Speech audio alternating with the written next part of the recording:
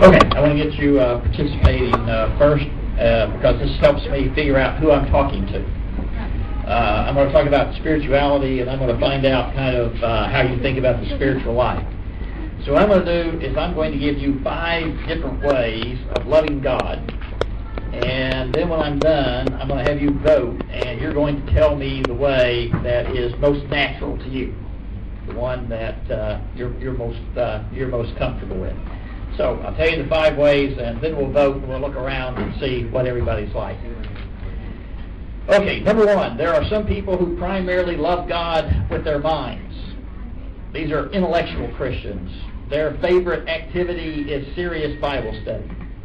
They wouldn't think about going to a Bible class on something like loneliness. They would rather go to a Bible class on Leviticus, because they just find it so fascinating. And so they are basically the thinkers in our churches. That's one way of loving God. Number 2, there are those who primarily serve or love God by service. They're the ones who take care of people. They're the ones who plan events like this. They're really most happy when they're out there serving other people. They may not get real excited about reading the Bible, but they get very excited about helping their neighbor. That's the second one. Number 3, there are those who primarily love God by praying or experiencing kind of the quiet life. If you give them the choice between coming to an event like this or go sitting under a tree and praying, they would rather go by themselves and sit under a tree and pray. These are the people we kind of consider the prayer warriors in our church. And we often don't know who they are because they tend to be off praying somewhere. They're pretty quiet. They're not always the upfront people. Okay, you get the idea. Number 4, there are some people who love God primarily in their relationships with other people. Their solution to every problem is, let's have a party.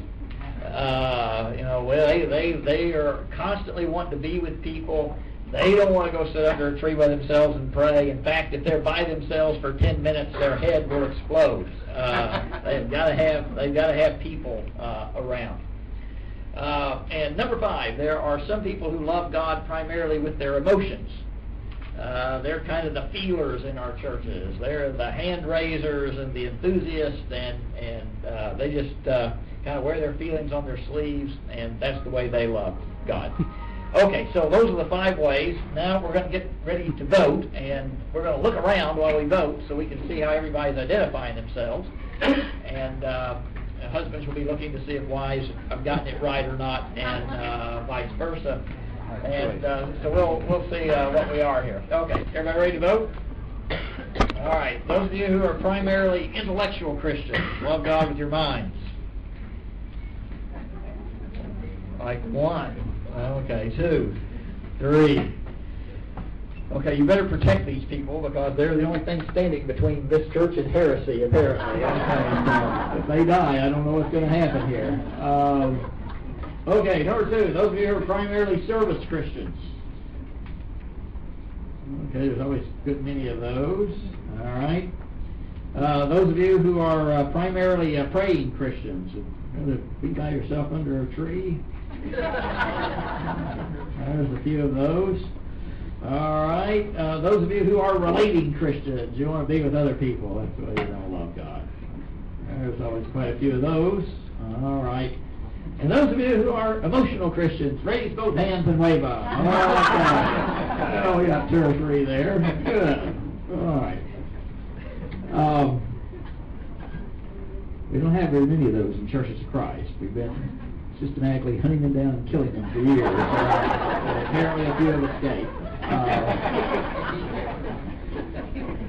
Now, what we tend to do in terms of spirituality is define spirituality in terms of our own inclinations.